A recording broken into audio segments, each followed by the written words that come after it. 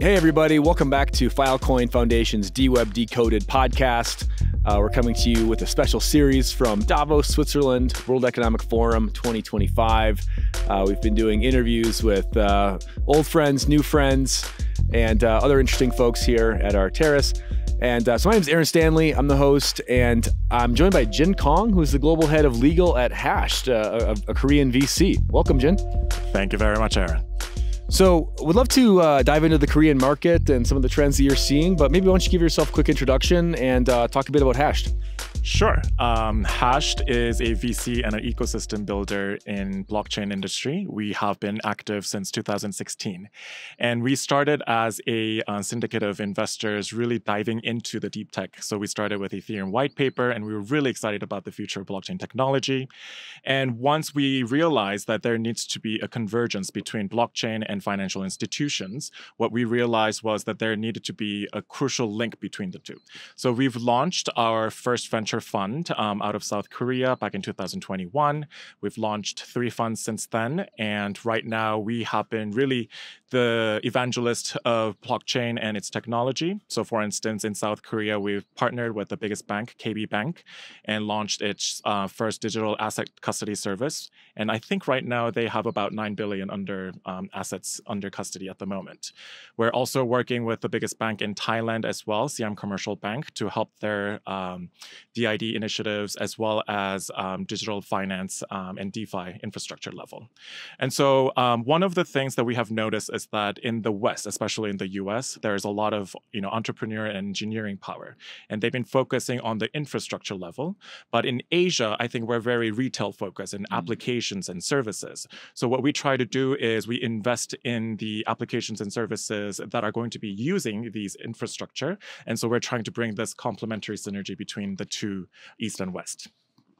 Yeah, it's interesting that you mentioned that because the last maybe 3, 6 months, 12 months on crypto Twitter, it seems like there's always been this kind of back and forth between like, hey guys, we need to stop investing in just infrastructure. Eventually we're gonna need applications, right? There's kind of this back and forth of like, when is crypto gonna have like actual applications people use? It's like, well, we need VCs to start investing in applications and not just infrastructure.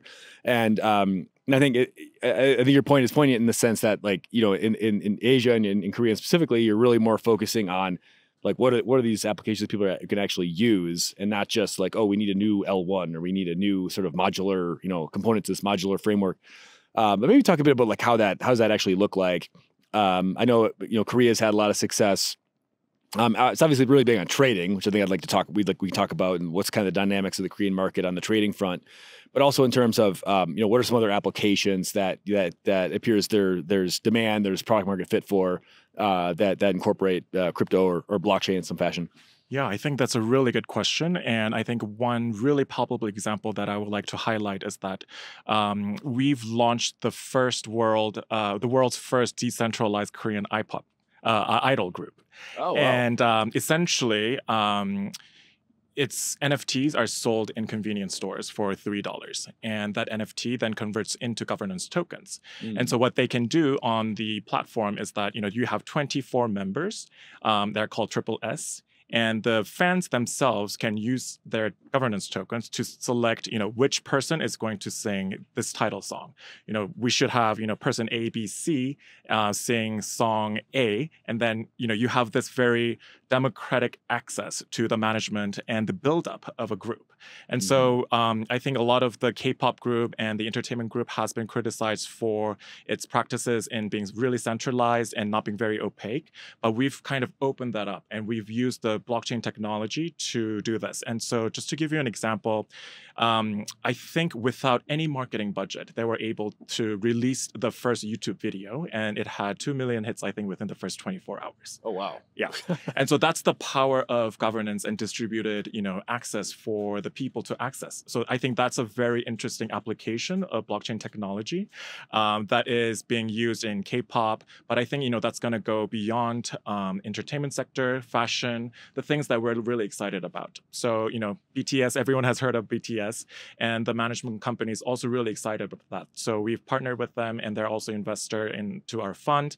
And so we're going to be, I think, launching kind of the Web3 entertainment sector of the future. Wow. Okay. Definitely keep an eye out for that then. That sounds pretty exciting. Well, and if there's one thing that I find really unique about Korea and just in my experiences, traveling there and visiting there, is it's a very like marketing heavy culture. Like you go, like you're walking around Gangnam or whatever, and like it's just very like kind of in your face, like immersive. You can tell like these people put a lot of thought into just the way things are presented. And both not just in terms of like music and culture and things, but even just like the designs of like people's fashion. Like this is a culture that puts a lot of like emphasis on that. And and I was hoping you could maybe like just riff a little bit on how does that culture kind of tie into maybe perhaps the uniqueness that you're seeing of the Korean Web3 space. Yeah, I think it's really poignant that you've picked up on that, because I think my thesis is that after the Korean War in the 40s and in the 50s, we've essentially had our nation obliterated. So we had to rebuild from ground zero. So I think the metaphor that I would like to use is that we essentially had a plastic surgery. So a lot of the old buildings and palaces were burned and torn apart, and we had to rebuild anew. And so since then, we have been very strategic about how we rebuild our nation. So, we've built the infrastructure for highways and roads to facilitate trades. And I think that has contributed to the success of our manufacturing industry in our grandparents' generation. In our parents' generation, we have been very thorough and strategic in preparing for the digital age. So starting from the late 80s, we were preparing for internet adoption, which is why we have the most penetrated and fastest internet in the world. And so our parents have since then, kind of rebuilt this, glamorous soul, cityscapes.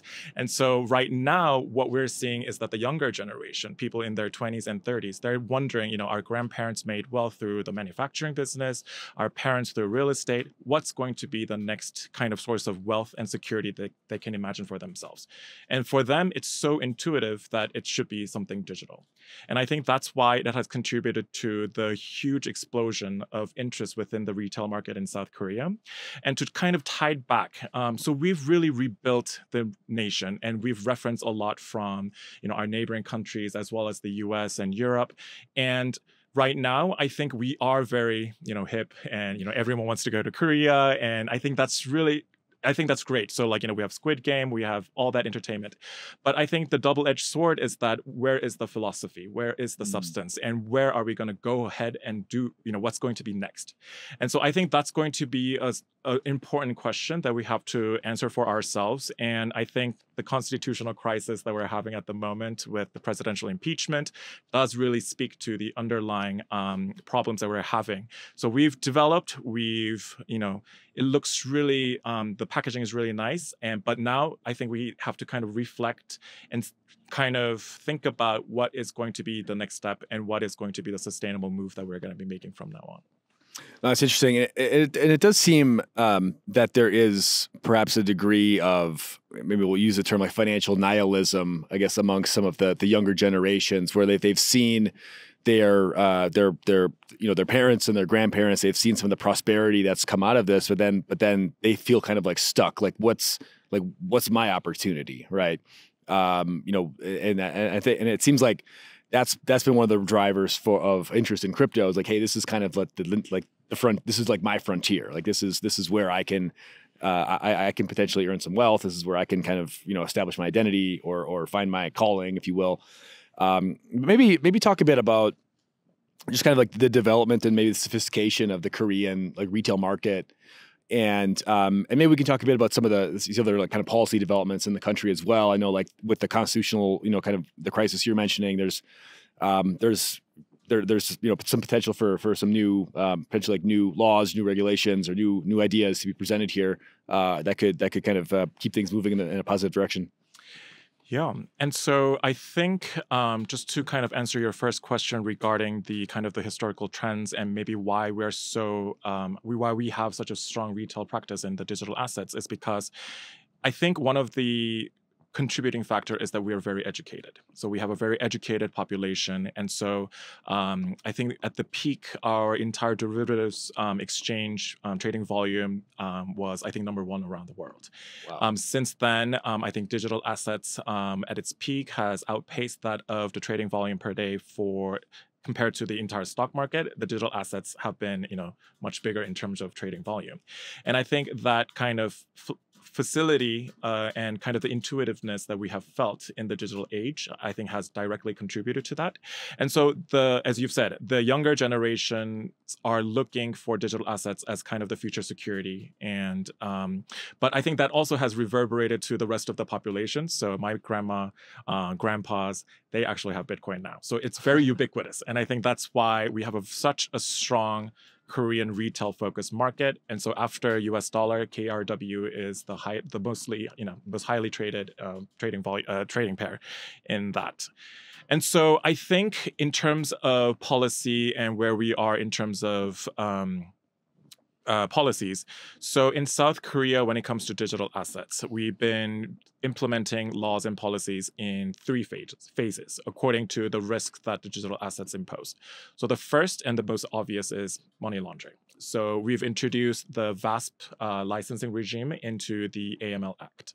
The second, last year, we passed the Consumer Protection Act so that there won't be any unfair trading practices, segregation of client and exchange assets. So the usual principles that we would see. In 2025, despite the constitutional crisis we're having at the moment, we are going to have a new administration. And this is not the first time we have impeached our president. We've, in fact, impeached many presidents and sent many of them to prison. So we have a very resilient system in place. And so it's perhaps not a dream job to be the president of Korea. Usually ends badly.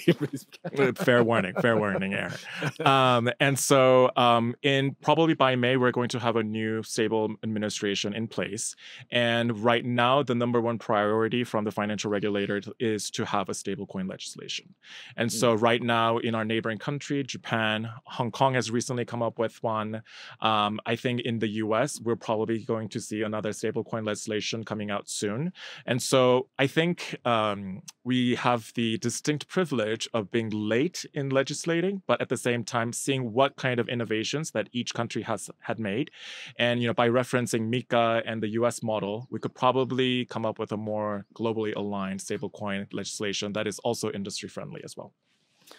Yeah, it's super interesting. And it does make a lot of sense that, seizing this opportunity to really, see what the other folks have done well. Because this is kind of one of these things where it's good to be the first mover, but sometimes you don't necessarily want to be the first mover because you don't know what you don't know. So it's easier to kind of, aggregate everything else. Okay, what do these guys do well? What do these guys maybe not do well? How do we kind of put together something that is a bit more seasoned and a bit more direct, I guess.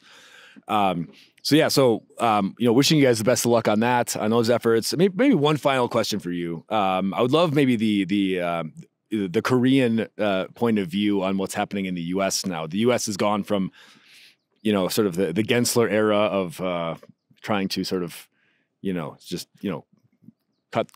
the throat of the crypto industry essentially, and sort of seeming overnight we've transformed into this, champion of the crypto industry. And I mean, what's kind of the perspective of the Korean market on the U.S.'s sudden transition here? And are there spillover effects that we could see in the Korean market from what's been happening in the U.S.? Yeah, I mean, Korea and U.S., we've been celebrating, 75 years of strong partnership between the two nations. So we have a very strong bilateral relations, and I think we really reference a lot what the U.S. does. And I think right now with Trump's inauguration, I think there is an expectation from the industry that things are going to change really quickly. And some of the indicative examples would be, SEC's acting chair now is Chair Ueda, and CFTC acting chair Caroline Pham. These are probably arguably one of the more industry-friendly commissioners that we have seen historically. And so I think they're going to be more, of course, industry-friendlier than what it has been. I do want to be a little bit realistic because I think at the same time, the division of what's going to be regulated by the SEC and what's going to be regulated by the CFTC still has to be legislated. And this is still an ongoing kind of, defining the territories of each other. So that's probably going to take a little bit of time. And so, yes, we're going to see very symbolic shifts, and we're obviously going to have to pay attention to that, and the world will have to pay attention to that. And we are going to be monitoring very closely. But at the same time, I'm going to be a little bit more patient in seeing the exact details of the blueprint that the American government, the new government, will be proposing soon. I think that's a fair take, right? Let's be excited, but we don't need to be no need to be irrationally exuberant, on day one. Exactly. So we'll probably see a stablecoin bill. We're probably not going to see anything related to DeFi quite yet in 2025 from the US. Sure. So slowly and steady. And I think that's why I'm here in Davos and, speaking with you, Aaron, because at the end of the day, we do need global dialogue and we do need global collaboration. So once again, thank you for having me here. Yeah, well, thank you. It's a pleasure's all mine. Appreciate you spending some time with us today, and wishing you the best of luck in 2025 and for the rest of this Davos week. Likewise. Thank you. All righty. Thanks everyone for watching, and we'll see you next time with another interview.